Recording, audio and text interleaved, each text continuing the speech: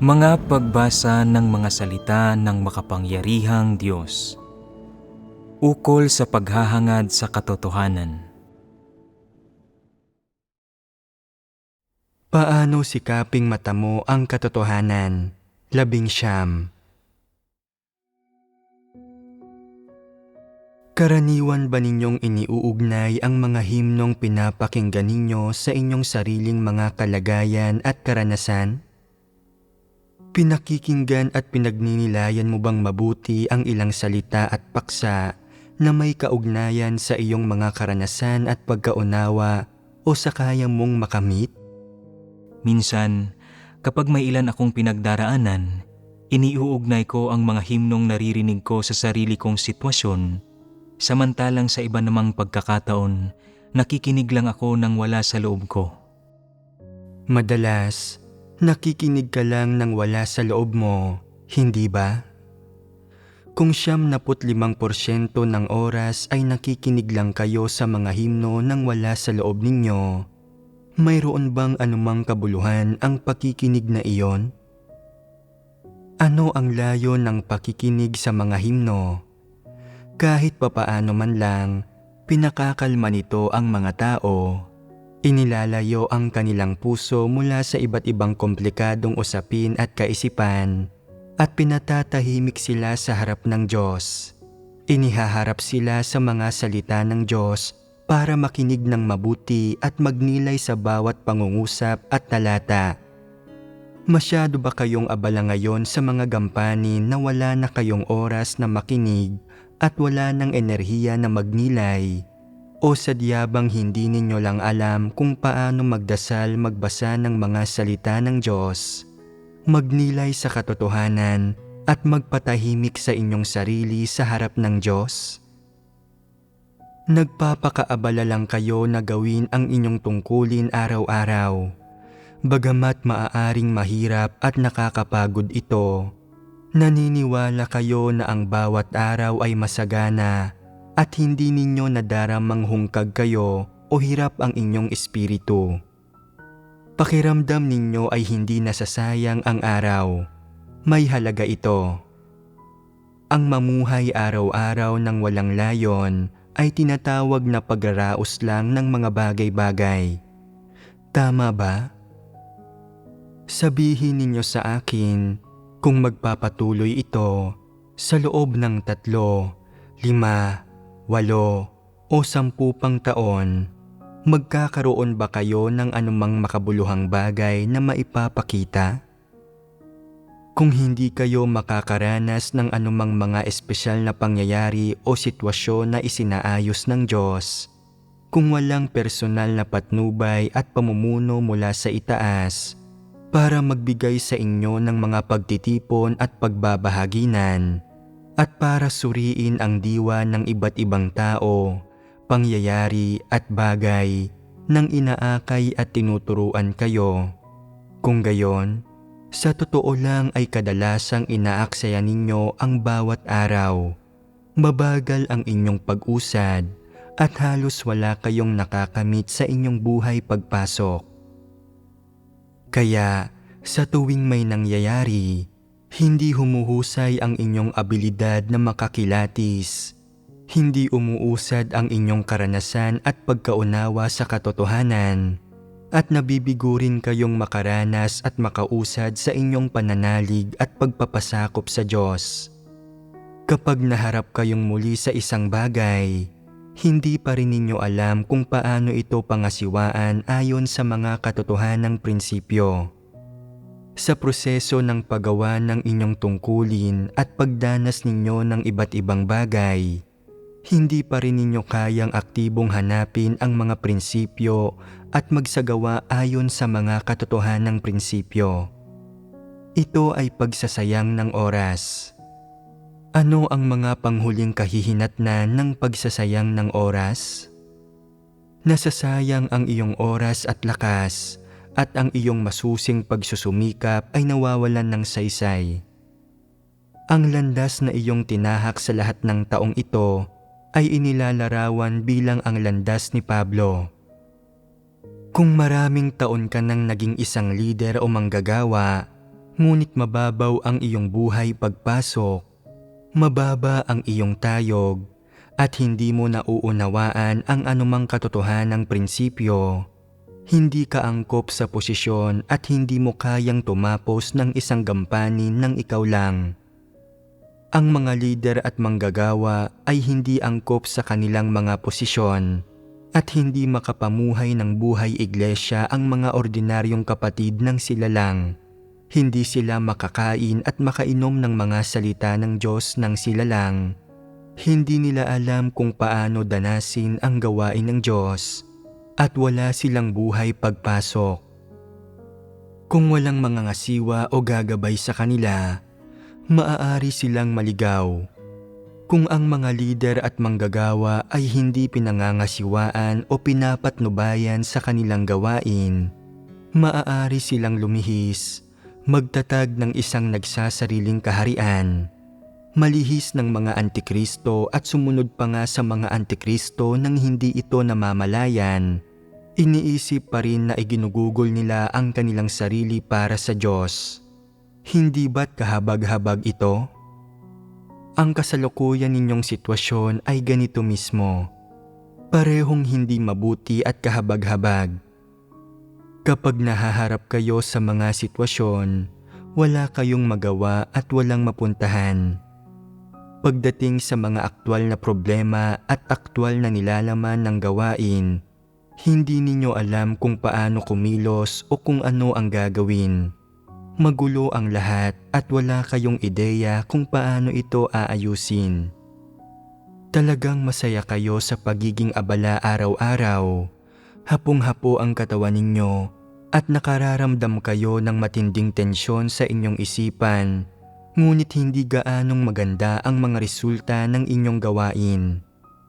Ang mga prinsipyo ng bawat katotohanan at ang mga landas ng pagsasagawa ay malinaw nang naipaalam sa inyo sa pamamagitan ng mga pagsasaayos ng gawain ng sambahayan ng Diyos. Ngunit wala kayong landas sa inyong gawain. Hindi ninyo mahanap ang mga prinsipyo. Naguguluhan kayo kapag nahaharap kayo sa mga sitwasyon. Hindi ninyo alam kung paano kikilos at ang lahat ng gawain ninyo ay magulo. Hindi ba't ito ay kahabag-habag na kondisyon? Ito ay kahabag-habag ngang kondisyon. Sinasabi ng ilang tao na mahigit 10 taon na akong nananampalataya sa Diyos. Marami na akong karanasan bilang mananampalataya. May mga nagsasabi na 2 dekada na akong nananampalataya sa Diyos.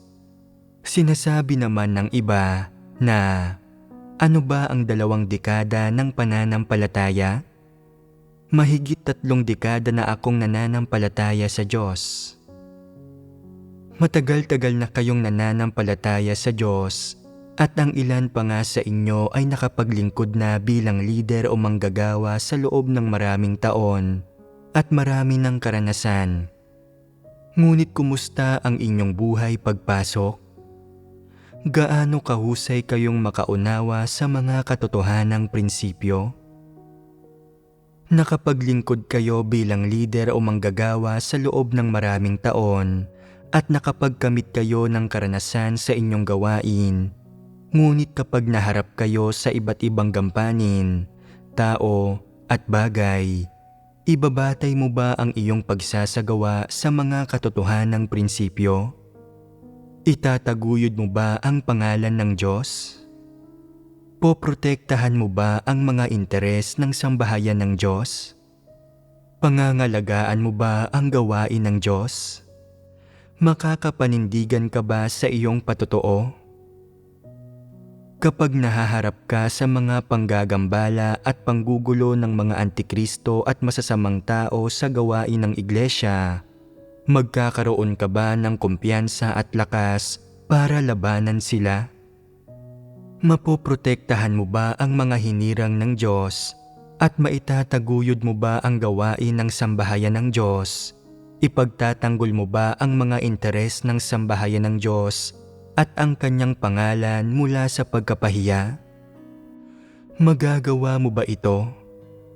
Sa aking nakikita, hindi ninyo ito magagawa at hindi rin pa ninyo ito nagawa. Araw-araw kayong masyadong abala. Ano ba ang pinagkakaabalahan ninyo? Sa lahat ng taong ito, isinakripisyo ninyo ang inyong pamilya at propesyon. Nagtiis kayo ng hirap, nagbayad ng halaga, at naglaan ng matinding pagsusumikap, ngunit kaunti lamang ang inyong nakamit. May mga lider at manggagawa pa nga na naharap sa kaparehong mga pangyayari, tao at sitwasyon ng maraming beses, ngunit patuloy pa rin silang gumagawa ng parehong mga pagkakamali, gumagawa ng parehong mga pagsalangsang. Hindi ba't ipinapakita nito na wala silang paglago sa kanilang buhay? Hindi ba't nangangahulugan ito na hindi nila nakamit ang katotohanan? Hindi ba't ipinapakita nito na kinokontrol pa rin sila ni Satanas sa ilalim ng madilim na kapangyarihan nito at hindi pa nila natatamo ang kaligtasan? Kapag umuusbong at nagaganap ang lahat ng uri ng iba't ibang pangyayari sa paligid mo sa iglesia sa iba't ibang pagkakataon, wala kang magagawa. Lalo na kapag nahaharap kayo sa mga antikristo at masasamang tao na nanggagambala at nanggugulo sa gawain ng iglesia, hindi ninyo alam kung paano ito pangasiwaan. Hinahayaan na lang ninyo ang mga bagay-bagay o ang nagagawa na lang ninyo ay magalit at pungusan ang mga nagdudulot ng kaguluhan, ngunit nananatiling hindi nalulutas ang problema at wala kayong alternatibong plano ng aksyon. Iniisip pa nga ng ilang tao na ibinuhos ko rito ang buong lakas at puso ko. Hindi ba't sinabi ng Diyos na dapat pareho natin itong ibigay? Ibinigay ko na ang lahat ko. Kung wala pa ring mga resulta, hindi ko na kasalanan iyon. Sadyang napakasama ng mga tao. Kahit bahaginan mo sila ng katotohanan, hindi sila nakikinig. Sinasabi mo na ibinuhos mo ang iyong buong lakas at puso, ngunit hindi nagtamo ng anumang resulta ang gawain. Hindi mo itinaguyod ang gawain ng iglesia o pinrotektahan ang mga interes ng sambahayan ng Diyos at hinayaan mong kontrolin ng masasamang tao ang iglesia. Hinayaan mo si Satanas na magwala at magdala ng kahihiyan sa pangalan ng Diyos habang nanonood ka lang sa tabi, walang magawa, hindi kayang pangasiwaan ang anuman kahit pa may taglay kang awtoridad. Hindi mo kayang manindigan sa iyong patotoo sa Diyos, subalit iniisip mo na naunawaan mo ang katotohanan at na ibinuhos mo ang iyong buong puso at lakas. Ito ba ang ibig sabihin ng pagiging mabuting tagapangasiwa? Kapag nagsisilabasan at gumaganap ng iba't ibang papel bilang mga dyablo at Satanas ang lahat ng uri ng masasamang tao at mga hindi mananampalataya, lumalabag sa mga pagsasaayos ng gawain at gumagawa ng isang bagay na ganap na naiiba, nagsisinungaling at nanlilinlang sa sambahayan ng Diyos. Kapag ginugulo at ginagambala nila ang gawain ng Diyos, gumagawa ng mga bagay na nagdudulot ng kahihiyan sa pangalan ng Diyos at dumudungi sa sambahayan ng Diyos, sa iglesia, wala kang ginagawa kundi magalit kapag nakikita mo ito. Subalit hindi mo kayang tumindig para itaguyod ang katarungan, ilantad ang masasamang tao, itaguyod ang gawain ng iglesia, harapin at pangasiwaan ang masasamang taong ito at pigilan sila sa panggugulo sa gawain ng iglesia at pagdungis sa sambahayan ng Diyos, sa iglesia. Sa hindi pagsasagawa ng mga bagay na ito, nabigo kang magpatotoo. May mga taong nagsasabi na, "Hindi ako nangangahas na gawin ang mga bagay na ito. Natatakot ako na kung napakarami ng taong haharapin ko, baka magalit sila sa akin. At kung pagtutulungan nila akong atakihin para parusahan ako at alisin sa pwesto, ano ang gagawin ko? Sabihin mo sa akin, duwag at mahiyain ba sila? Wala ba sa kanila ang katotohanan at hindi ba nila matukoy ang mga tao o makita ang panggugulo ni Satanas? O hindi ba sila tapat sa kanilang pagganap sa tungkulin? Sinusubukan lang na protektahan ang kanilang sarili? Ano ba ang tunay na issue rito? Napag-isipan mo na ba ito? Kung likas kang mahiyain, marupok, duwag, at matatakutin, subalit, pagkatapos ng maraming taon ng pananampalataya sa Diyos, batay sa pagkaunawa sa ilang katotohanan, ay nagkaroon ka ng tunay na pananalig sa Diyos. Hindi ba't mapagtatagumpayan mo na ang ilan sa iyong mga kahinaan bilang tao, ang iyong pagkamahiyain at pagkamarupok at hindi ka na matatakot sa masasamang tao? Kung gayon, ano nga ba ang ugat ng inyong kawalan ng kakayahang mga siwa at humarap sa masasamang tao? Ito ba ay dahil likas na duwag, mahiyain at matatakutin ang inyong pagkatao? Hindi ito ang ugat o ang diwa ng problema. Ang diwa ng problema ay na ang mga tao ay hindi tapat sa Diyos. Pinoprotektahan nila ang kanilang sarili, ang kanilang personal na seguridad, reputasyon, katayuan, at ang kanilang malalabasan. Ang kanilang kawalan ng katapatan ay naipapamalas sa kanilang palagiang pagprotekta sa kanilang sarili. Pag-atras tulad ng isang pagong papasok sa bahay nito kapag nahaharap sila sa anumang bagay, at paghihintay nilang lumipas muna ito bago nila muling ilabas ang kanilang ulo. Anuman ang kanilang nakakatagpo, palagi silang nag-iingat ng husto. Sobrang nababalisa, nag-aalala at nangangamba at hindi nila kayang tumayo at ipagtanggol ang gawain ng iglesia. Ano ang problema rito? Hindi ba't ito ay kawalan ng pananalig? Wala kang tunay na pananalig sa Diyos. Hindi ka naniniwala na ang Diyos ang may kataas-taasang kapangyarihan sa lahat ng bagay. At hindi ka naniniwala na ang buhay mo, ang lahat ng sa iyo ay nasa mga kamay ng Diyos.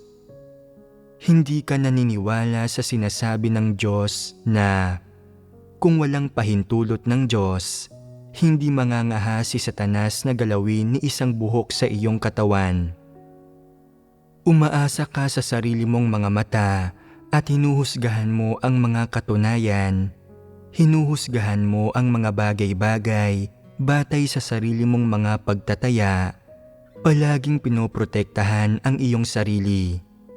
Hindi ka naniniwala na ang kapalaran ng isang tao ay nasa mga kamay ng Diyos. Natatakot ka kay Satanas. Natatakot ka sa masasamang puwersa at masasamang tao. Hindi ba't ito ay kawalan ng tunay na pananalig sa Diyos? Bakit walang tunay na pananalig sa Diyos?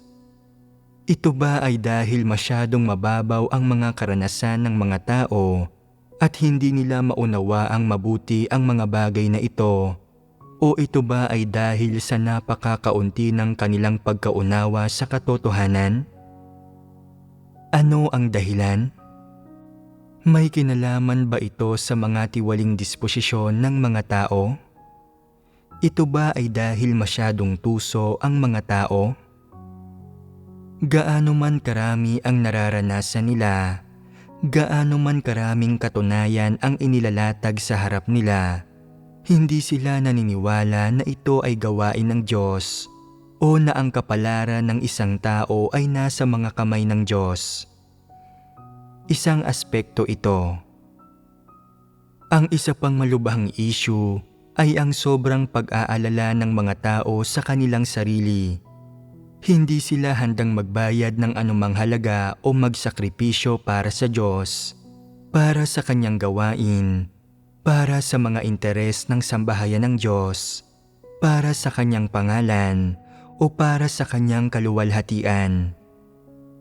Hindi sila handang gawin ang anumang bagay na may kalakip na kahit pinakakatiting na panganib.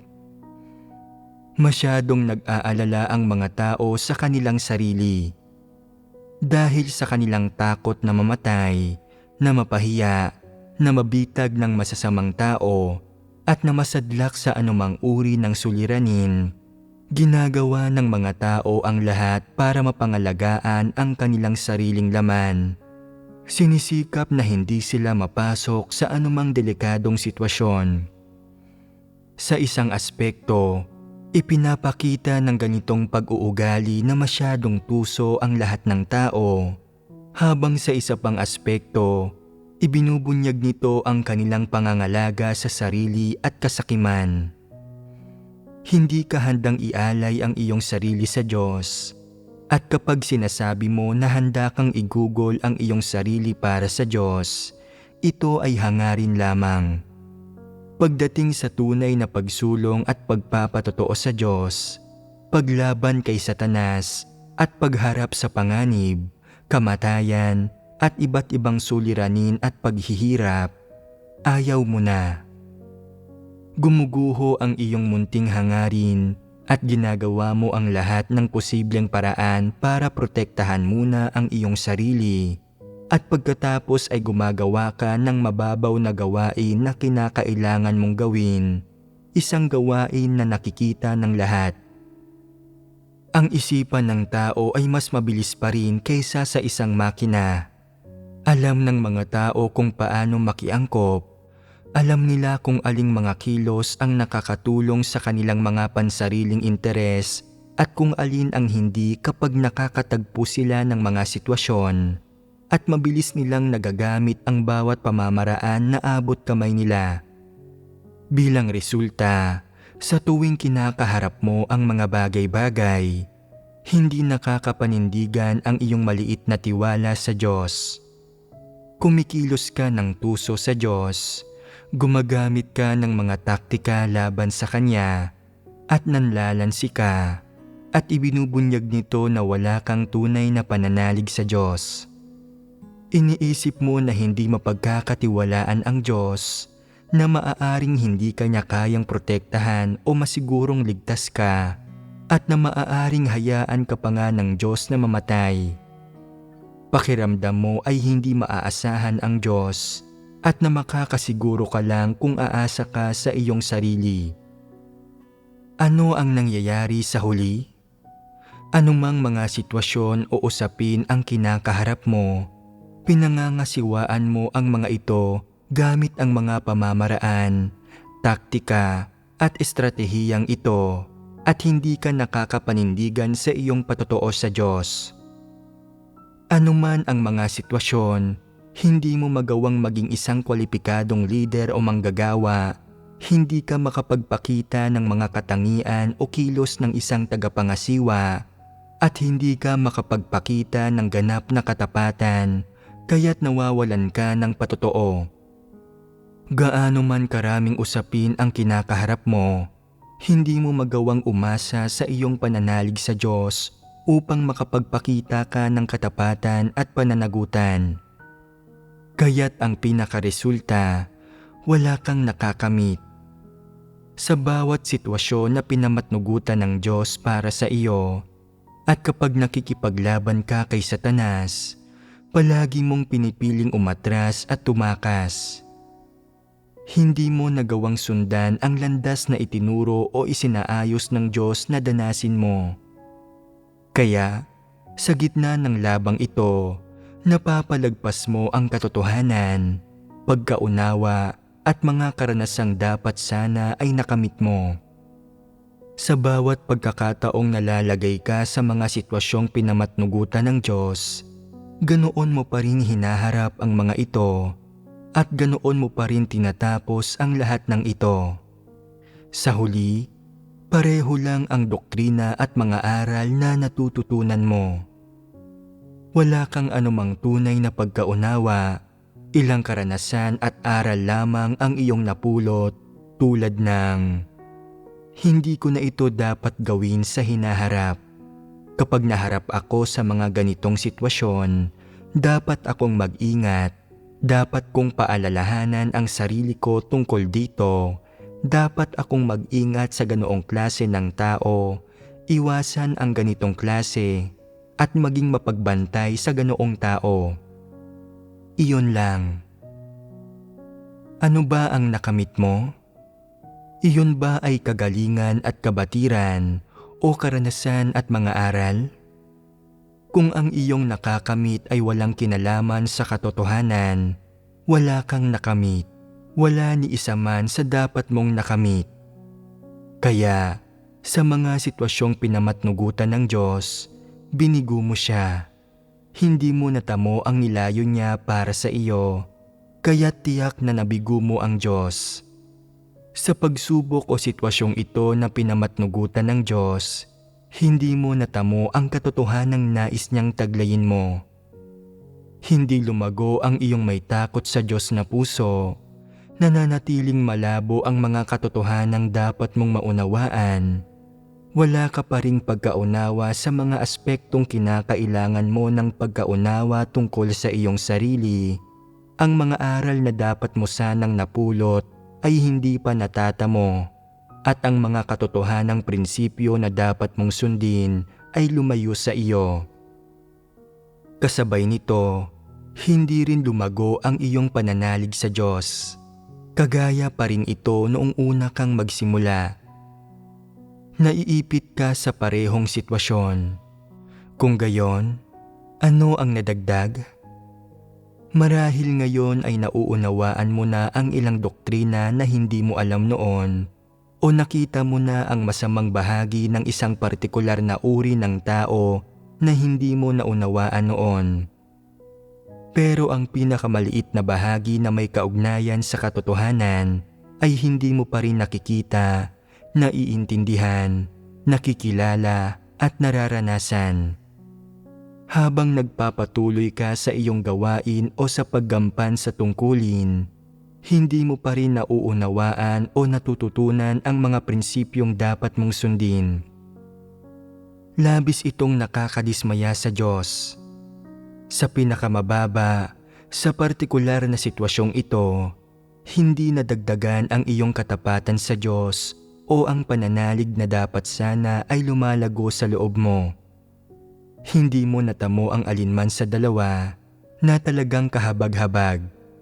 Maaaring sabihin ng ilan na sinasabi mong wala akong nakamit na kahit ano, pero hindi tama iyan. Kahit papaano, nagkaroon ako ng pagkakilala sa sarili ko at pagkaunawa sa mga tao, pangyayari at bagay sa paligid ko.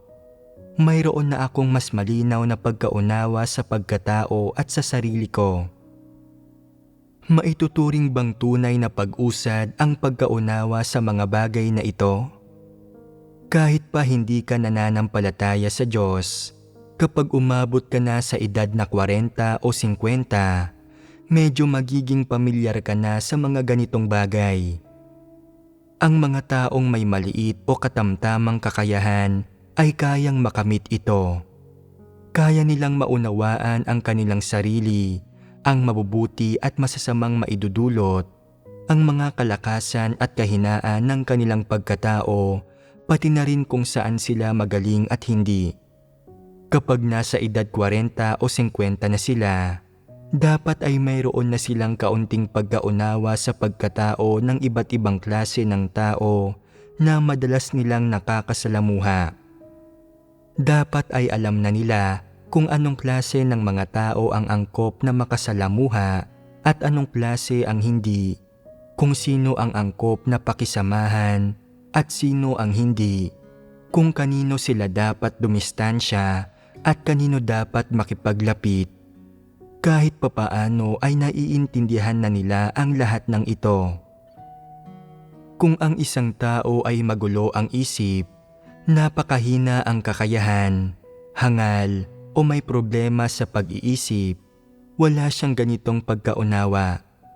Kung maraming taon ka nang nananampalataya sa Diyos, kung narinig mo na ang napakaraming katotohanan, at naranasan mo na ang napakaraming iba't ibang sitwasyon at ang tanging nakamit mo ay nasa larangan ng pagkatao ng mga tao, sa pagkilati sa mga tao o pag-unawa sa ilang simpleng usapin, maituturing ba itong isang bagay na tunay na nakamit?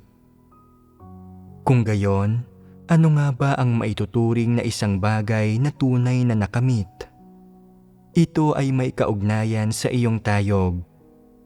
Kung may nakakamit ka, umuusad ka, at lumalago ang tayog mo. Kung wala ka talagang nakakamit na kahit ano, hindi lumalago ang iyong tayog. Kaya, ano ang tinutukoy ng nakamit na ito? Sa pinakamababa, ito ay may kaugnayan sa katotohanan. Sa mas partikular, sa mga katotohanang prinsipyo. Kapag nauunawaan, nasusunod, at naisasagawa mo ang mga katotohanang prinsipyo na dapat sundin habang pinangangasiwaan mo ang iba't ibang usapin at tao, at ang mga ito ay nagiging mga prinsipyo at pamantayan mo sa iyong pag-asal, isa itong tunay na nakamit. Kapag ang mga katotohanang prinsipyong ito ay naging mga prinsipyo at batayan na dapat mong sundin sa iyong pag-asal, nagiging parte ang mga ito ng buhay mo. Kapag ang aspektong ito ng katotohanan ay naikintal sa iyo, nagiging buhay mo ito at saka lang lalago ang buhay mo. Kung hindi mo pa nauunawaan ang mga katotohanang prinsipyong nauugnay sa mga ganitong usapin, at hindi mo pa alam kung paano pangasiwaan ang mga ito kapag nakaharap mo, pagdating sa bagay na ito ay hindi mo pa nakakamit ang katotohanan. Malinaw na ang aspektong ito ng katotohanan ay hindi ang buhay mo at hindi pa lumalago ang buhay mo. Ang maging mahusay sa pagsasalita ay walang silbi.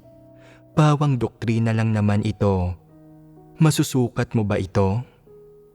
Nagkaroon ka ba ng pag-usad sa panahong ito? Ginamit mo lang ang iyong kalooban at katalinuhan ng tao upang ibuod ang ilang karanasan gaya ng pagsasabing, "Sa pagkakataong ito, natutunan ko kung anong mga bagay ang hindi ko na sasabihin o gagawin, kung anong mga bagay ang masigit kong gagawin o ang babawasan ko, at kung ano ang hinding-hindi ko gagawin." Ito ba ay tanda ng paglago sa buhay mo? Ito ay tanda na wala ka talagang espiritual na pagkaunawa. Ang kaya mo lang gawin ay magbuod ng mga panuntunan, salita at sawikain na wala namang kinalaman sa katotohanan. Hindi ba't ganyan ang ginagawa ninyo? Sa tuwing may nararanasan kayo, pagkatapos ng bawat mahalagang pangyayari, pinaaalalahanan ninyo ang inyong sarili, sinasabing, "Naku, dapat ko itong gawin ng ganito o ganyan sa hinaharap." Subalit sa susunod na mangyari ang parehong sitwasyon, humahantong pa rin ito sa kabiguan at nadidismaya kayo, napapatanong, "Bakit ako ganito?" Nagagalit ka sa iyong sarili, iniisip na nabigo kang makamit ang iyong mga ekspektasyon. Makakatulong ba ito? Hindi naman ito dahil sa nabigo kang makamit ang iyong mga ekspektasyon o dahil sa hangal ka o na dahil mali ang mga sitwasyong pinamatnugutan ng Diyos, at lalo namang hindi ito dahil sa hindi patas ang pagtrato ng Diyos sa mga tao. Ito ay dahil hindi mo hinahangad o hinahanap ang katotohanan. Hindi ka kumikilos ayon sa mga salita ng Diyos at hindi mo pinakikinggan ang mga salita ng Diyos. Palagi mong dinadala rito ang kalooban ng tao. Ikaw ang sarili mong Panginoon at hindi mo hinahayaang mamuno ang mga salita ng Diyos. Mas gugustuhin mo pang makinig sa ibang tao kaysa sa mga salita ng Diyos. Hindi ba't ganito ang nangyayari? Sa tingin mo ba, sa pamamagitan ng pag-iipon ng ilang karanasan at aral mula sa iisang pangyayari o partikular na sitwasyon, ay nakausad ka na? Kung tunay kang nakausad, sa susunod na subukin ka ng Diyos, magagawa mo ng ipagtanggol ang pangalan ng Diyos, protektahan ang mga interes at ang gawain ng sambahayan ng Diyos, at tiyakin na tumatakbo ng maayos ang lahat ng gawain at na hindi ito nagugulo at nahahadlangan. Titiyakin mo na mananatiling malinis at walang dungis ang pangalan ng Diyos, na hindi magdurusa ng mga kawalan ang paglago ng buhay ng iyong mga kapatid at na mapoprotektahan ang mga handog sa Diyos. Nangangahulugan ito na nakausad ka na angkop kang gamitin at na mayroon kang buhay pagpasok. Sa ngayon, hindi pa ninyo nararating iyon. Bagamat maliit ang utak ninyo, puno ito ng maraming bagay at hindi mahina ang isip ninyo.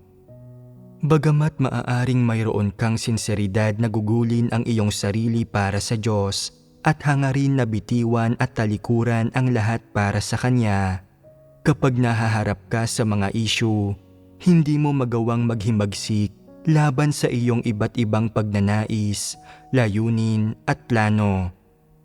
Habang mas dumaranas ng iba't ibang paghihirap ang sambahayan at gawain ng Diyos, mas lalo kang umaatras, mas lalo kang hindi nakikita sa paligid, at mas malamang na hindi ka titindig at mangangasiwa sa gawaing iyon, na pangangalagaan ang mga interes ng sambahayan ng Diyos at ang gawain ng Diyos. Kung gayon, ano ang nangyari sa iyong sinseridad na gugulin ang iyong sarili para sa Diyos? Bakit ba sobrang madaling masira at marupok ang kakaunting sinseridad na iyon? Ano na ang nangyari sa iyong kaunting pagnanais na ialay at talikuran ang lahat para sa Diyos? Bakit hindi ito makapanindigan? Ano ang sanhi ng pagkamarupok nito? Ano ang napapatunayan dito? Napapatunayan dito na wala kang tunay na tayog, na sobrang baba ng tayog mo, at na madali kang lituhin ng isang munting demonyo. Gambalain ka lang nito ng kaunti ay tatalima ka na para sundin ang munting demonyong iyon.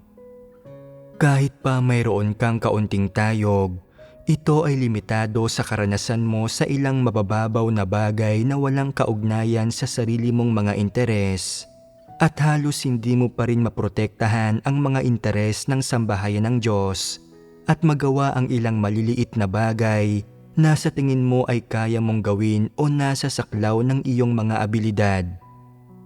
Pagdating talaga sa paninindigan sa iyong patotoo, kapag naharap ang iglesia sa malawakang pagsupil at panggugulo ng masasamang tao at ng mga antikristo, nasaan ka? Ano ang ginagawa mo? Ano ang iniisip mo? Malinaw nitong inilalarawan ang problema, hindi ba? Kung ang isang antikristo, habang gumaganap sa kanyang tungkulin ay nanlilin lang sa mga nakatataas at nasa ibaba niya at kumikilos ng walang ingat, ginagambala at ginugulo ang gawain ng iglesia, nilulustay ang mga handog at nililihis ang mga kapatid na sumunod sa kanya, at bukod sa nabibigukang kilatisin siya, pigilan ang kanyang mga pagtatangka o iulat siya, ay sinasamahan at tinutulungan mo pa nga ang antikristo na magtamo ng mga resultang nais niya sa paggawa ng lahat ng ito. Sabihin mo sa akin, ano ang nagiging epekto ng iyong kaunting determinasyon na talagang gugulin ang iyong sarili para sa Diyos? Hindi ba't ito ang tunay mong tayog? Kapag dumarating ang mga antikristo, masasamang tao, at lahat ng uri ng hindi mananampalataya para guluhin at sirain ang gawain ng sambahayan ng Diyos, lalo na kapag dinudungisan nila ang iglesia at nagdadala sila ng kahihiyan sa pangalan ng Diyos, ano ang ginagawa mo? Tumindig ka na ba para magsalita upang ipagtanggol ang gawain ng sambahayan ng Diyos? Tumindig ka na ba para sugpuin ang kanilang mga pagtatangka o pigilan sila? Bukod sa nabigo kang tumindig at pigilan sila, sinasamahan mo pa ang mga antikristo sa paggawa ng kasamaan. Tinutulungan at sinusulsulan mo sila at umaakto ka bilang kanilang kasangkapan at alipores. Higit pa rito, kapag may sumusulat para ipaalam ang isang problema tungkol sa mga antikristo, isinasantabi mo ang sulat at pinipili mong hindi ito asikasuhin. Kaya, sa ganitong napakahalagang sandali, mayroon bang anumang epekto ang iyong determinasyon at hangarin na talikuran ang lahat upang taimtim na maigugol ang iyong sarili para sa Diyos? Kung wala itong epekto, talagang malinaw na ang di umano'y hangarin at determinasyong ito ay hindi mo tunay na tayog. Hindi ang mga ito ang nakamit mo sa maraming taon na pananampalataya sa Diyos. Hindi mapapalitan ng mga ito ang katotohanan. Ang mga ito ay hindi katotohanan o buhay pagpasok. Ang mga ito ay hindi sumisimbolo na may buhay ang isang tao, kundi isang uri lang ito ng pangangarap ng gising, isang pag-asam at pananabik na mayroon ang mga tao para sa isang magandang bagay. Walang kinalaman ang mga ito sa katotohanan. Kaya, kailangan ninyong magising at makita ng malinaw ang inyong tunay na tayog. Huwag ninyong isipin na dahil lang mayroon kayong kaunting kakayahan at natalikuran na ninyo ang maraming bagay tulad ng edukasyon, propesyon, pamilya, pag-aasawa, at mga pag-asam ng laman, ay medyo mataas na ang tayog ninyo.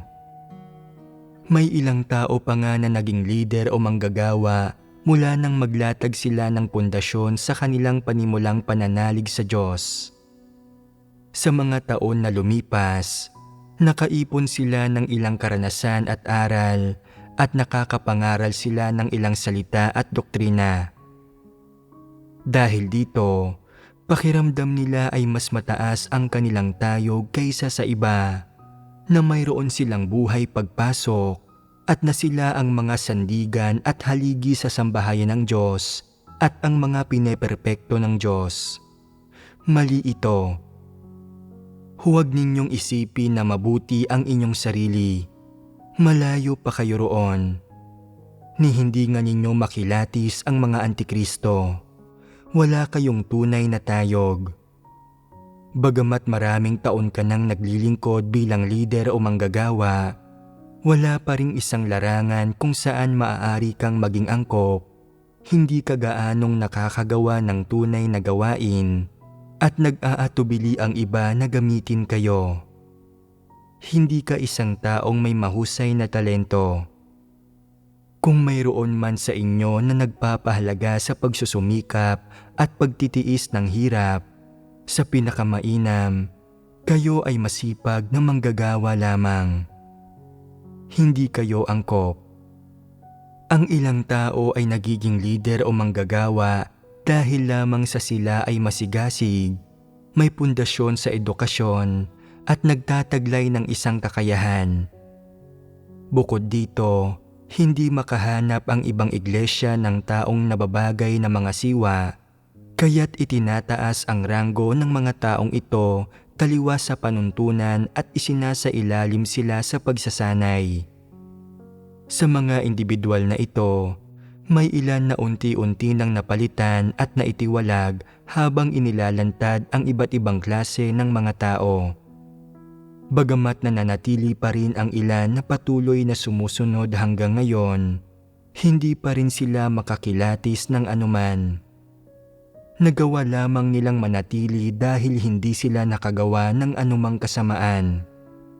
Higit pa rito, ganap na dahil sa mga pagsasaayos ng gawain mula sa itaas, kasama na ang direktang paggabay, pangangasiwa, pagtatanong, pag-aasikaso, pagsusubaybay, at pagpupungos na sila ay nakakagawa ng ilang gawain. Ngunit hindi ito nangangahulugang sila ay mga angkop na individual. Ito ay dahil madalas kayong sumasamba sa iba, sumusunod sa kanila, naliligaw, gumagawa ng mga maling bagay, at nalilito ng husto ng ilang maling pananampalataya at paniniwala. Nawawalan kayo ng direksyon at hindi ninyo alam kung sino talaga ang inyong pinaniniwalaan sa huli. Ito ang tunay ninyong tayog. Kung sasabihin kong wala talaga kayong buhay pagpasok, hindi iyon makatarungan sa inyo. Maaari ko lang sabihin na napakalimitado ng inyong mga karanasan. Mayroon lamang kayong kaunting pagpasok matapos kayong pungusan at seryosong disiplinahin. Ngunit pagdating sa mga bagay na may kinalaman sa mahahalagang prinsipyo, lalo na kapag nakakaharap kayo ng mga antikristo, ng mga huwad na lider na nanlilihis at nanggugulo, wala kayong napapatunayan sa inyong sarili at wala kayong anumang patotoo. Pagdating sa mga karanasan sa buhay at sa buhay pagpasok, masyadong mababaw ang mga karanasan ninyo at wala kayong tunay na pagkaunawa sa Diyos. Wala pa rin kayong napapatunayan sa aspektong ito. Pagdating sa aktwal na gawain ng iglesia, hindi ninyo alam kung paano magbahagi tungkol sa katotohanan at lumutas ng mga problema. Wala rin kayong mapatunayan sa bagay na ito. Sa mga aspektong ito, wala kayong mapatunayan sa inyong sarili. Kaya, hindi kayo angkop na maging lider at manggagawa. Gayunpaman, bilang mga ordinaryong mananampalataya, karamihan sa inyo ay may kaunting buhay pagpasok, bagaman ito ay napakaliit at walang katotohanang realidad. Kung makakayanan ba ninyo ang mga pagsubok ay kailangan pang obserbahan. Kapag aktwal na lumitaw ang malalaking pagsubok, ang mga di pangkaraniwang tukso o ang matindi at direktang pagkastigo at paghatol mula sa Diyos, saka lang masusubok kung mayroon kang tunay na tayog at katotohanang realidad, kung kaya mo bang manindigan sa iyong patotoo, kung ano ang magiging mga sagot mo sa iyong pagsusulit, at kung matutugunan mo ba ang mga hinihingi ng Diyos. Doon lang makikita ang tunay mong tayog. Sa ngayon, masyado pang maaga para sabihing mayroon kang tayog. Tungkol naman sa pagiging lider at manggagawa, wala kayong tunay na tayog. Kapag may nangyayari sa inyo, naguguluhan kayo, at kapag nahaharap kayo sa mga panggugulo ng masasamang tao o mga antikristo, kayo ay nagagapi. Hindi ninyo matapos ang anumang importanteng gampanin ng kayo lang. Palagi kayong nangangailangan ng isang tao para mangasiwa, gumabay, at makipagtulungan sa inyo upang matapos ang gawain. Sa madaling salita, hindi ninyo kayang mamahala. Ginagampanan man ninyo ang papel ng pinuno o taga-suporta, hindi ninyo kayang akuin o tapusin ng mag-isa ang isang gampanin. Lubhang wala kayong kakayahan na tapusin ng maayos ang isang gampanin kung walang pangangasiwa at pagmamalasakit mula sa itaas. Kung, sa huli, ay ipinapakita ng isang pagsusuri sa inyong gawain na gumawa kayo ng maayos sa lahat ng aspekto, na ibinuhos ninyo ang inyong puso sa bawat parte ng inyong gawain, na nagawa ninyo ng maayos ang lahat at napangasiwaan ninyo ang lahat ng ito ng tama at alinsunod sa mga katotohanang prinsipyo, at na gumawa kayo batay sa malinaw na pagkaunawa sa katotohanan at paghahanap sa mga katotohanang prinsipyo, upang malutas ninyo ang mga isyu at magawa ninyo ng maayos ang inyong gawain. Kung magkagayon, kayo ay angkop. Gayunpaman, hanggang sa puntong ito, kung huhusgahan ang lahat ng naranasan ninyo, hindi kayo angkop. Ang pangunahing isyu sa pagiging angkop ninyo ay na hindi ninyo matapos ang mga itinalagang gampanin sa inyo ng kayo lang. Ito ay isang aspekto. Sa isa pang aspekto, kung walang pangangasiwa mula sa itaas, maaaring maligaw ang mga tao o tumalikod sila sa tamang landas dahil sa inyo. Hindi ninyo sila maakay sa harap ng Diyos o madala ang mga kapatid sa iglesia tungo sa katotohanang realidad o sa tamang landas ng pananalig sa Diyos upang magampanan ng lahat ng hinirang ng Diyos ang kanilang tungkulin. Hindi ninyo makamit ang alinman sa mga ito.